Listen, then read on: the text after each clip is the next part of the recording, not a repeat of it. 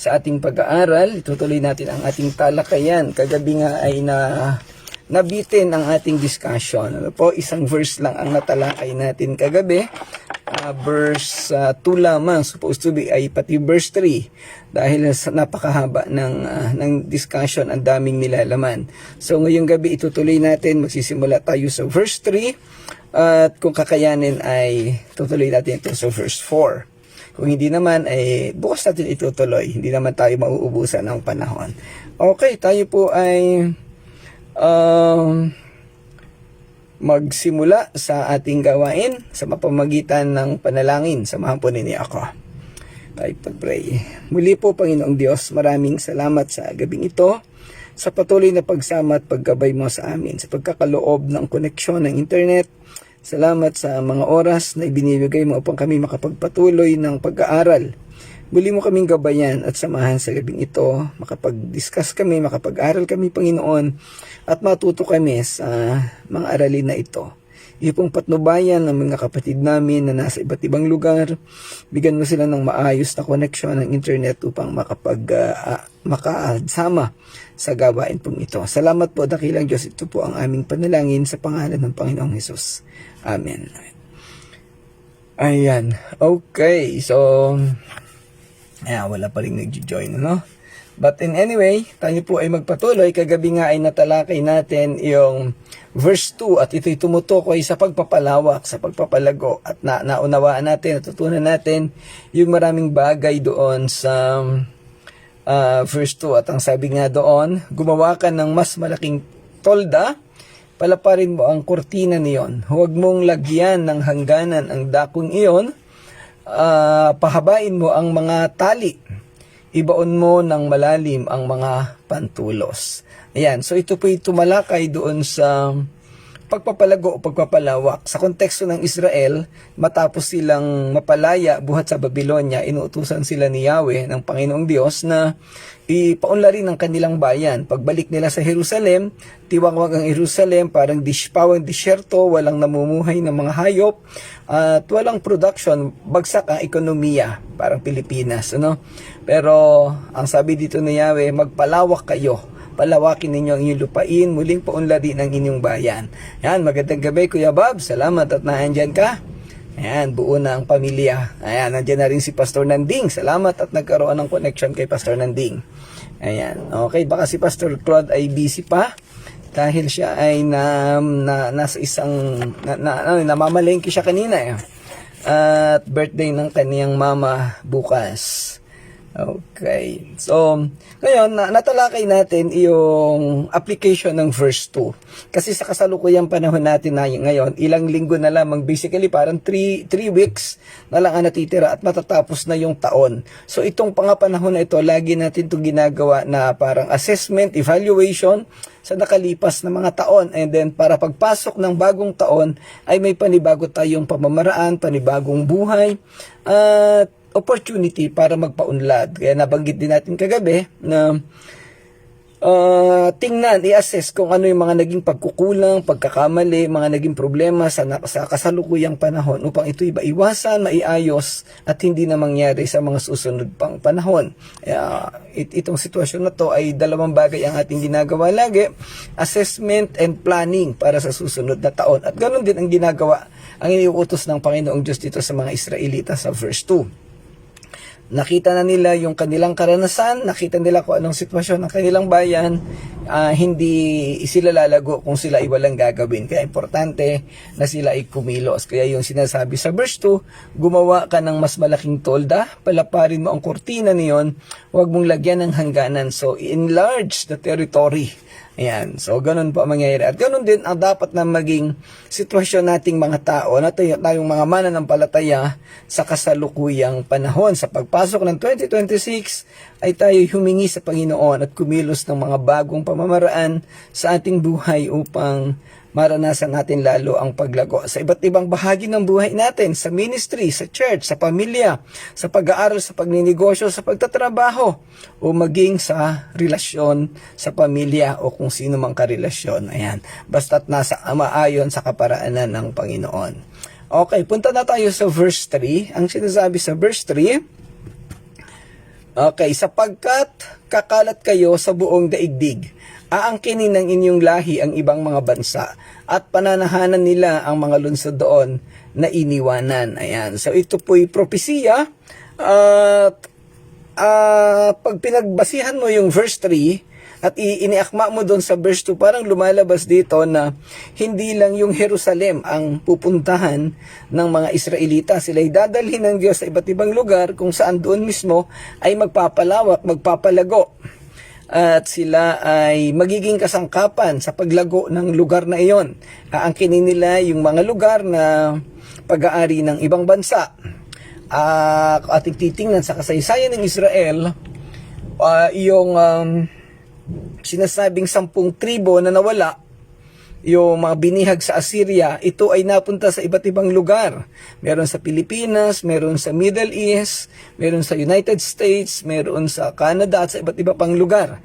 Ngayon, itong bawat Israelita na ito na napunta sa iba't ibang lugar ay naging kasangkapan ng Diyos para umunlad ang mga bayan na yon. Saan-saan mang lugar, saan-saan mang bansa, may mga ilang tao akong nakausap na ang mga mayayaman, mauunlad ang buhay sa lugar na iyon ay pawang mga Hudyo. Laging nang bunguna. For example, ang United States, ang isa sa bumubuhay ng ekonomiya ng United States ay ang mga negosyo ng mga Jews at sa iba't ibang lugar. Dito sa Pilipinas, mayroong isang area somewhere in Samar or in Bisaya na ang nakatira ay pawang mga Jews. Probably sila yung mga lahi ng mga inampon nung panahon pa ni Manuel L. Quezon, ano?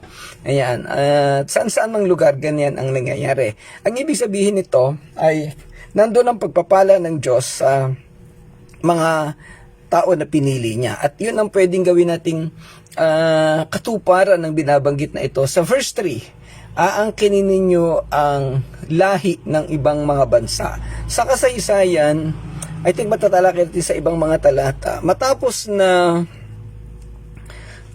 makabalik sa Babylonia ang Israel, ang Jerusalem ay naging probinsya ng Medo-Persia, and then sumunod ay naging probinsya ito ng Greece, and then ang sumunod ay Roman Empire. Pero bago ang Roman Empire ay pumasok pa ang impluensya ng Egypt. At bago mag 1947 o simula nung panahon ng Roman Empire, parang AD 135 up to AD 1517, totally wala ang Israel. Magandang gabi na Gertrudes. Wala pong Israel, wala ang kanilang lahi. At ang lupa na kanilang, yung kinakasakupan ng Jerusalem o yung probinsya ng Judea, ito ipabang nasa akop ng, ng Palestina or Palestinian tribe. Kaya nga hanggang sa, sa kasalukuyang panahon ay ayaw umalis ng mga Palestina sa lugar na yon. And during that time, hindi pa rin accepted na isang bansa o isang nasyon ang Palestine. Sila ay nasa isang organizational group, tinatawag nga nating PLO or Palestine Liberation Organization. There was a time na ang lupang may panahon pa yan ng nung ang lupa na yun ay sinakop ng British ng mga sorry po ng Britanya o ng United Kingdom, at binigay nila yung karapatan sa mga Palestino. Tinawag itong Syria-Palestine Government. At to the time nung 1947-1948 sumiklab yung gera, yung Israel-Arab War, na kung saan pinagtulong-tulungan ng Syria, ng Jordan, I think kasama ang Egypt ng ang bayang Israel, at sila ay nanalo. Ito yung, kung hindi ako nagkakamali, parang 6 na araw lang itong gera na ito At sa pamamagit na ito, nanalo ang Israel, at ang mga sumunod na pangyayari ay inacknowledge ng United Nations ng Israel bilang isang bansa or state of Israel. At simula nga noon na mayagpag na uli ang Israel. Kaya lang, sa kasalukuyang panahon, sinasabi nila ng mga mamamayan sa Israel ay hindi purong Hudyo. Ito daw ay mga hybrid o mga Samaritana o Samaritano, dahil ang mga naging asawa ng mga lahi nila ay nagmula na sa iba't ibang lugar dahil sila ay naimpluwensyahan ng iba't ibang lahi. Yan. So, ang totoong purong mga Hudyo daw ay naandun sa iba't ibang lugar, kagaya ng Africa, Ethiopia at iba't iba pa. So, posibleng ito yung mga nadala ng Assyrians na naging alipin nila at dinala nila sa iba't ibang lugar. Yan. But hindi natin alam ngayon kung ano yung kasaysayan at kung ano ang mangyayari sa bayan ng Israel. Sorry po, medyo masama ang aking pero ang salamat sa at inom lang po ako.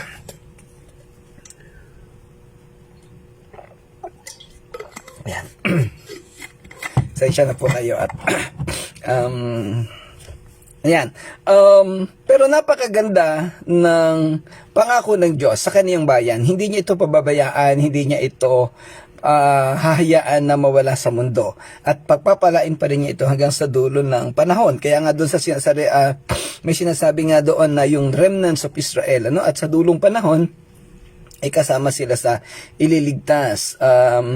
Kung sa isa sa napag-aralan namin, yung 144,000 na binabanggit sa Revelation, ito ay pawang mga Hudyo, pawang mga Israel ito, mga na sila yung maliligtas sa panahon ng tribulation o sa panahon ng matinding kapighatian. Ayan. So, natin pag-usapan yan. Kasi yan ay premillennial view. No po? Ayan. Okay, ngayon, dito sa talatang ating pinag-uusapan, napakaganda ng sitwasyon ng pangako ng Diyos, kakalat ang mga Israelita sa buong daigdig. Aangkinin nila ang lahi at sila'y uunlad. At ito ngay nangyayari hanggang sa kasalukuyang panahon. Yung kanilang pagtatagumpay sa bawat digmaan, napakarami ng nagsubok na dumigma sa Israel, pero talagang walang manalo sa kanila. Napakarami ng Israel-Arab war na nangyari. And recently, yung Hamas, yung mga terorista na nagpabagsak sa Israel pero wala silang nagawa. Tapos tumakbo sila sa kanilang amo, sa kanilang pinuno, yung mga Iranians. Ang Iranians, ito yung mga Persians na dati nagligtas sa kanila sa pamumuno ni Haring Siro, pero ngayon ay naging kaaway nila. Pero wala pa ring magawa. Napakalaki ng bansang Iran kung ikukumpara sa Israel, pero hindi pa rin sila nanalo. At until now, ongoing pa rin yata yung gera. Pero nakikita natin doon, napakatindi ng proteksyon ng Diyos sa kanila. Okay. Ang talatang ito, sabi nga natin kanina, isang propesiya ng paglawak at pagpapanumbalik sa hinaharap para sa bayan ng Israel. O sa bayan ng Diyos, ang Israel, na nangangakong sila'y kakalat sa kanan at sa kaliwa. So may nabanggit doon sa lalaki natin noong ilang kalipas na mga araw, yung pagkalat nila o paglawak sa kanan at sa kaliwa. Ibig sabihin, in all directions ay lalawak ang Israel. Kahit saan man silang lugar mapapunta, mangyayari ang pag-unlad nila dahil nandoon ang pagpapala ng Diyos. Well, kung tutusin, dapat maranasan ito ng mga mananampalataya dahil naandoon ang pag-asa. Pero maraming mga factors, maraming sitwasyon na nakakapigil upang ang mga mananampalataya ay umunlad. Hindi lang naman ito aspetong financial, material, or economics. Kung hindi, ang number one dito as aspetong spiritual. And kaya naalala ko kahapon, merong isang kamanggagawa, merong isang pastor na pinipintasan ang Touching Lives. Actually, hindi naman Touching Lives ang pinipintasan, kung hindi ako. Kasi daw ang simbahan na itinayo ko o pinangunahan ko ay napakaliit. Ilan-ilan lang ang tao. Actually, direktang sinabi doon sa isang kapatiran nung pastor na ayun, napakapangit ng Touching Lives o ng simbahan. Gusto nilang ibagsak ang ating ang gawain. Gusto nilang ibagsak ako personally. Pero sabi ko nga doon sa kausap ko, ako ay pastor lang, ako ay tinawag ng Panginoon para ayusin, para mamuno sa simbahan. Kung ano man ang magiging paglago ng simbahan ay nakabase yan sa gagawin ng Panginoon. Hindi ko ito po pwedeng pangunahan. Ako ay manggagawa lamang. Kasi po yung nagsabi na pastor noon, ang pakiramdam niya napakalaki ng kaniyang simbahan, pero sa totoo lang ay wala namang naituturong matino.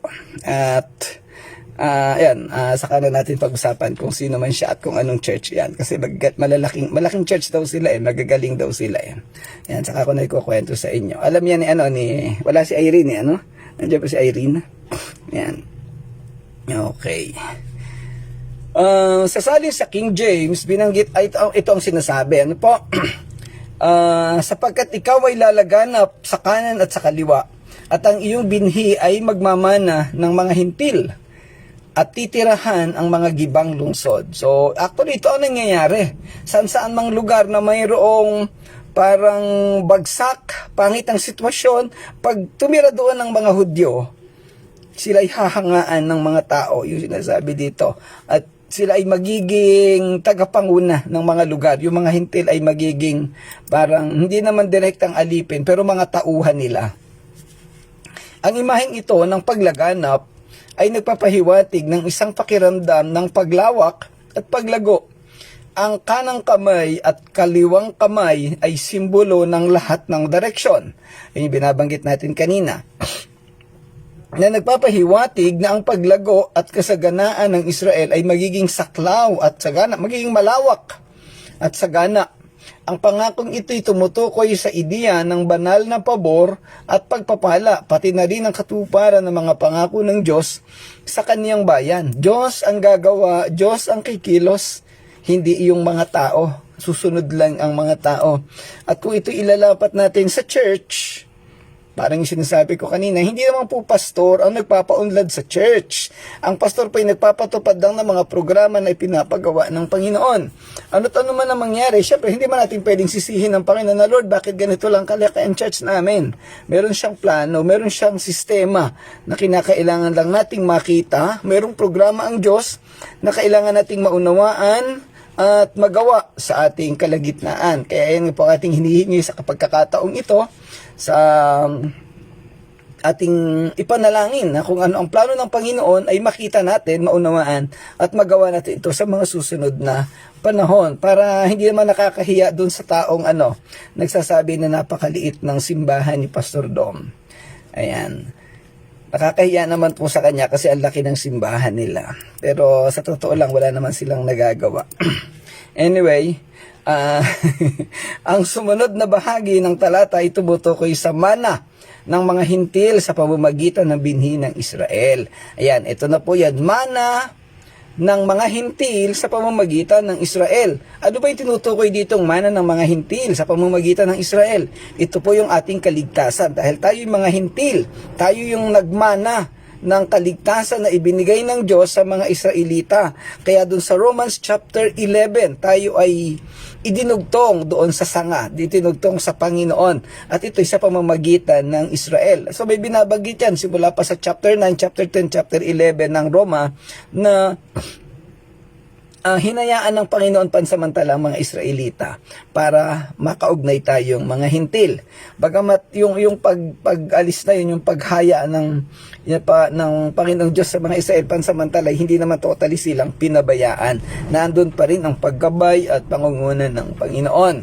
So, ito ay sumasalamin sa isang mahalagang tema sa lumang tipan, lalo na sa mga aklat ng mga propeta, ng pagsasama-sama ng mga hintil sa plano ng kaligtasan na nagmumula sa Diyos. Sa Ephesians chapter 3, yung mystery of the church, sana na-discuss sana ninyo yan at naalala pa, yung Hudyo at yung church ay pinagsama sa isang church kasi sa panahon ng lumang tipan walang church. Ang church ay nagsimula sa bagong tipan. Ngayon yung church na yan, ito binubuo na yan ng mga hintil at mga Hudyo.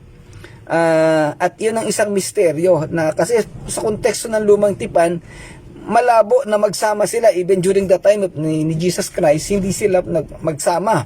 At kaya nga sila ay ang mga hintil ay pinipintasan ng mga Hudyo.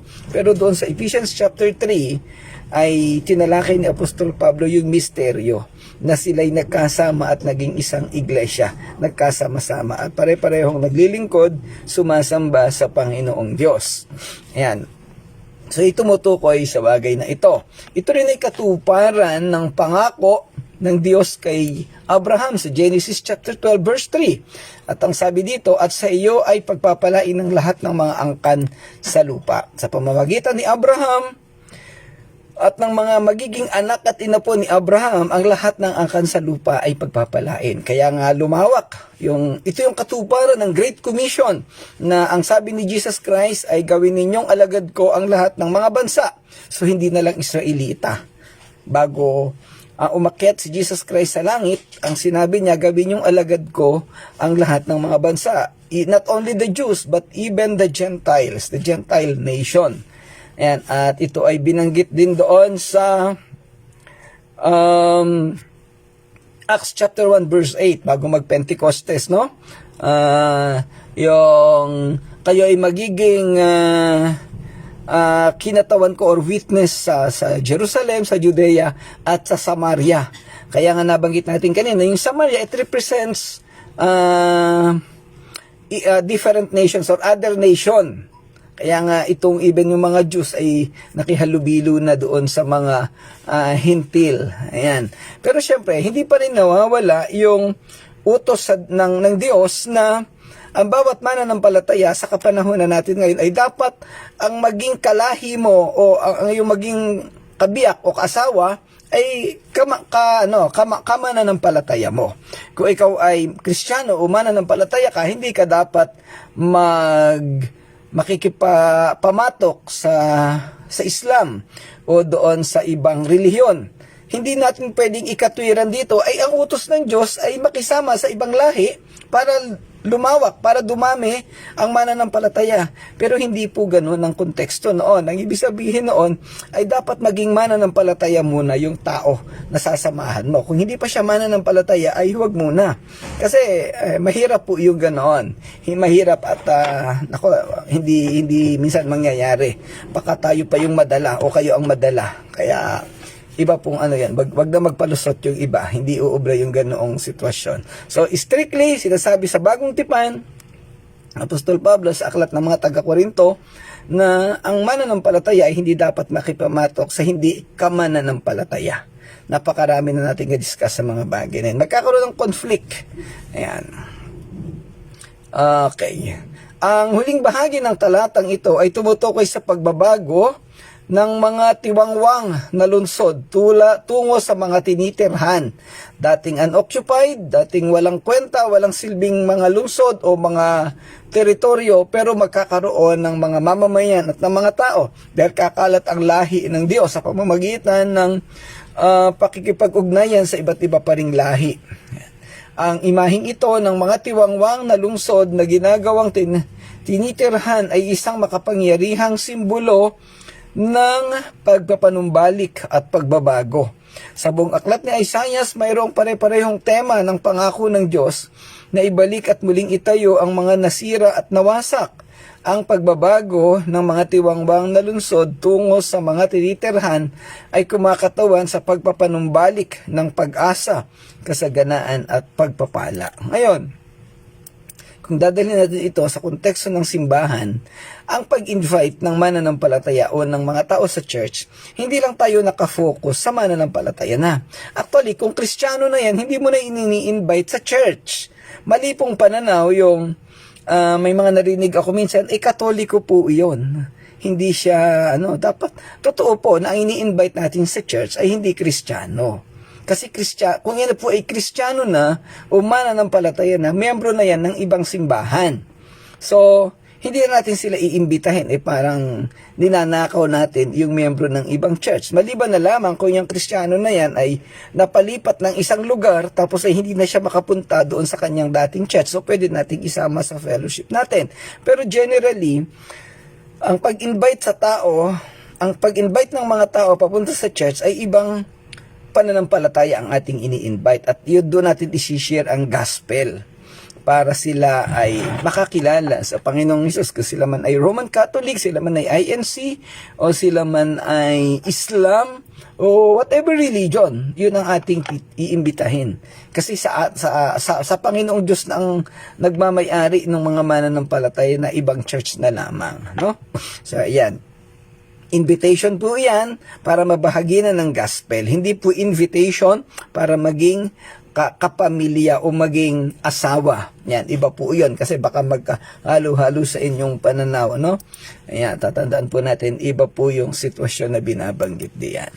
Okay, again, ito yung sa usapin, sa kontekstong pangkasaysayan, ang talatang ito ay propesiya para sa mga tao ng Israel na bumabalik mula sa pagkatapon sa Babylonia.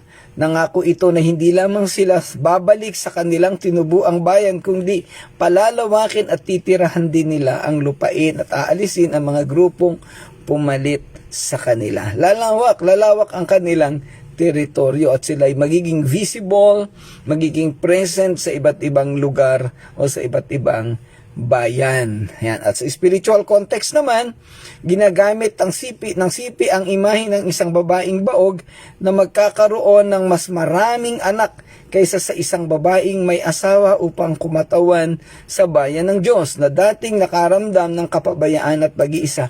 Yung sinasabi ditong mga anak ng babaeng baog, ito'y tumutukoy sa mga mananampalataya na sa kasalukuyang panahon ay visible na at nakikita. Ito yung mga naging mananampalataya na sumunod or mga believers ng Panginoong Diyos. Isipin natin yung propesiya na ito ay binanggit probably mga 600 BC. Pero ito ay nangyari sa kapanahunan ng mga 4 plus 33, so mga 42. Mga 42 to 40th BC, AD, sa panahon na wala na si Jesus Christ. Ang katuparan ay nangyari noong panahon ng Pentecostes, una doon sa church in Jerusalem, at sumunod mas malawak ito, nagsimula sa Acts chapter 9 sa panahon ng missionary ni Apostol Pablo. At yan nga hanggang sa ating kasalukuyang panahon. Ngayon, napakarami ng lugar, halos lahat na ng lugar ay narating na ng ebanghelyo at nabahagi na ng gospel ang mga tao. Bagamat meron pang ilan na hindi pa naaabot. Sa survey ng Philippine Council of Evangelical Churches as of, I think 2020, 5 years ago na pala yon, meron doong 19,000 barangay na walang Christian churches sa buong Pilipinas po. Yan, 19,000 barangay na walang Christian churches. Ay ano yung simbahan na nandoon? So, Roman Catholic yun, Adventist yun, Jehovah's Witnesses, Mormons, o kung ano-ano pang relihiyon. Pag sinabi natin Christian church, we are pertaining to evangelical church, kagaya natin. Ngayon, iba't ibang klase kasi evangelical churches. Hindi ko alam kung kasama sa survey ng PCEC yung mga Pentecostal churches. Kasi po, ang meron kasing sariling grupo yung yung grupo ni Eddie Villanueva, sila ay Philippines for Jesus Movement, hindi sila part ng PCEC. Ayan, so medyo ayan. So matatalakay po natin yung iba't ibang grupo na yun pagdating na yun sa ating discipleship sa church history. Sa Pilipinas kasi napakaraming grupo at merong ilang malalaking denominasyon dito. Ayan. Pero nevertheless, yung ating pinag-aaralan dito, yung verse 3, ang pangako ng Diyos sa Israel, lalawak ang lahi, lalawak ang mga taong mananampalataya sa Panginoon. At yun nga po yung nangyari na sa ating kapanahunan ngayon. Hindi na lang Israelita ang mananampalataya, sa halip ay iba't ibang lahi, iba't ibang bansa. Kahit saan tayong bansa pumunta, mayroong Kristiyano. No po? Nung ako ay unang pumunta sa Middle East, ang orientation sa amin sa employment agency, bawal magdala ng Bible kasi Muslim country yan. Huhulihin kayo sa airport pa lang, hindi ka na makakapasok. Pero matigas po ang ulo ko that time, dinala ko ba rin yung Bible ko? Wala naman naging problema. At pagdating ko sa Saudi, may church, mayroong born again church. Marami, yun nga lang underground. Pero ngayon I think open na sila. So nakarating ako sa iba't ibang Middle East country like Qatar at iba pa, Abu Dhabi, mayroong mga church, napakalawak. And even sa Africa, mayroong mga fellowship ng mga mananampalataya. Bagamat sa kasalukuyang panahon sa Nigeria, di ba, sinusunog, binabaon ng buhay ang mga mananampalataya. But still, hindi na po natin dapat pagtakhan. Bagamat nakakaawa ang mga Kristiyano roon, ipanalangin natin sila. Pero ito po'y part ng history. Simula pa sa panahon ni Apostol Pablo o nung unang simbahan na pipersecute na ang mga mananampalataya. In fact, si Stephen ay pinatay sa pamamagitan ng bato. Si Apostol Santiago ay pinugutan ng ulo. Yung ibang apostol ay nilitsyon, binalatan ng buhay at kung ano-ano pa ang ginawa sa kanila. Part na po yung persecutions. Yung nangyayari sa Nigeria, sa India, na pagpatay sa mga mananampalataya, part na po yan ng kasaysayan. Hindi natin yan dapat pagtakhan. Panalangin pa rin natin yung mangyayari. Who knows, no? Wag naman sanang mangyari, pero kung kaparanan ng Panginoon, baka sa Pilipinas mangyari na rin yung ganyan. Hindi natin po alam, no?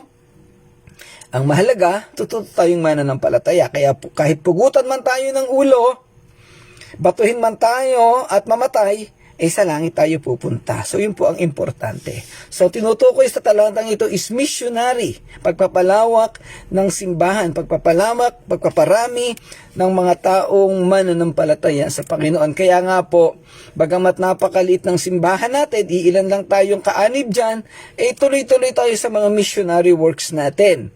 Yung Cavite, kahit mahirap at malayo, tuloy-tuloy natin yung pinupuntahan. Kagaya bukas, babiyahe uli ako doon. At sa iba't ibang lugar kung saan tayo makakarating kasi saan tayo dadalhin ng Panginoon. Ini-encourage ko po kayong lahat na kasama dito sa gawaing ito, and even yung makakarinig ng video recording nito na mas maging kapaki-pakinabang ang buhay pananampalataya natin sa pamamagitan ng epektibong pagbabahagi ng Ebanghelyo. True gospel po ang isi-share natin, hindi po false gospel, hindi prosperity gospel, hindi yung full gospel na tinatawag ng mga charismatic, no?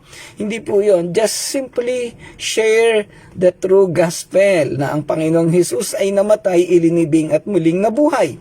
At sa pamamagitan niyan ay kakapanampalataya ang mga tao.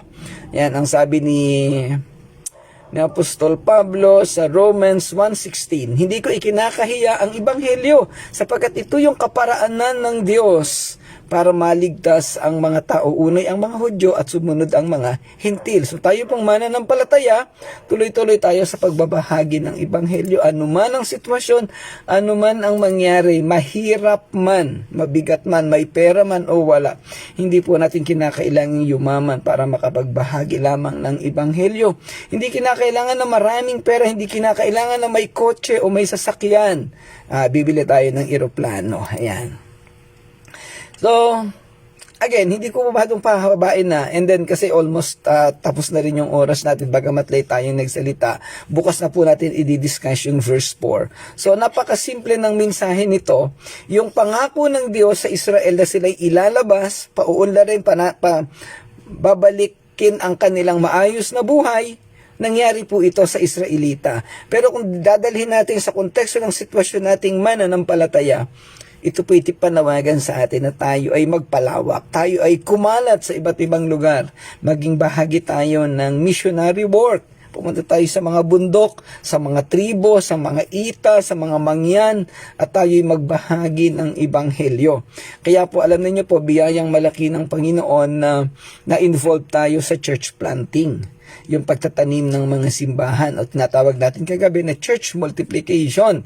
Ang Touching Lives ay natayo sa pamamagitan ng church planting ministry. At ako'y naniniwala na ang isang layunin ng Diyos sa ating simbahan ay maging instrumento sa pagtatanim pa ng iba't ibang simbahan. So kayo po'y kabahagi nito. Si Pastor Nanding ay church planter. Iyan. At kung sino pa, hindi ko alam kung meron pa tayong mga kasamang pastor na naka-join dito. So tayo pong lahat ay gagamitin ng Panginoon. Ayan. So tuloy-tuloy po ang gawain. Kaya tayo patuloy na nag-aaral gabi-gabi. May discipleship, worship service, hindi po ito dapat mapatid. Kasi ang purpose ng lahat ng ito, maunawaan natin ang ministeryo na pinagagawa ng Panginoon. At sa bandang huli, tayo makaganap sa gawain pong ito. Bata, matanda, babae o lalaki. Yun po ang purpose ng Diyos sa ating lahat. Maging bahagi tayo ng pagpapalawak ng gawain. Ayan. Okay, so ngayon, kung nasa man kayong lugar, pwede kayong mag-share ng gospel.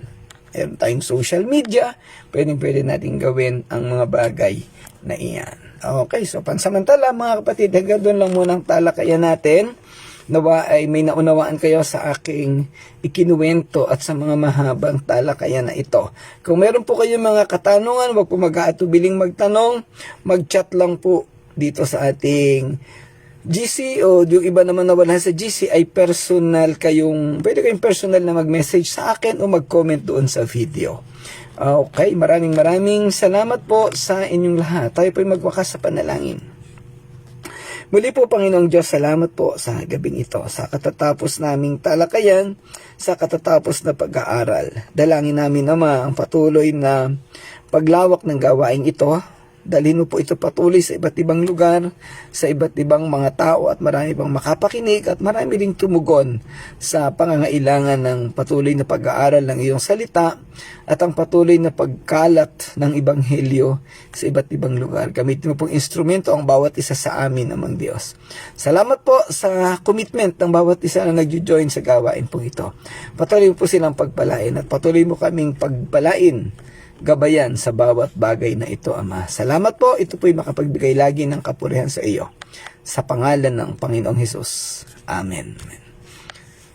Okay, so maraming salamat po sa inyong lahat. Nanay Gertrudes, Pastor Nanding, pamilya ni Ate Alma, si Kuya Bob na andyan din, at syempre si Brother Edgar. Yung iba nating kasama ay naging busy yata, o baka naman hindi lang nag-message, kaya hindi natin nakita. So kung sino man po, kayo pong lahat na naka-join sa ating pag-aaral, maraming salamat po sa inyong lahat. Pagpalain kayo ng Panginoon. Kita-kita po tayo bukas. To God be the glory.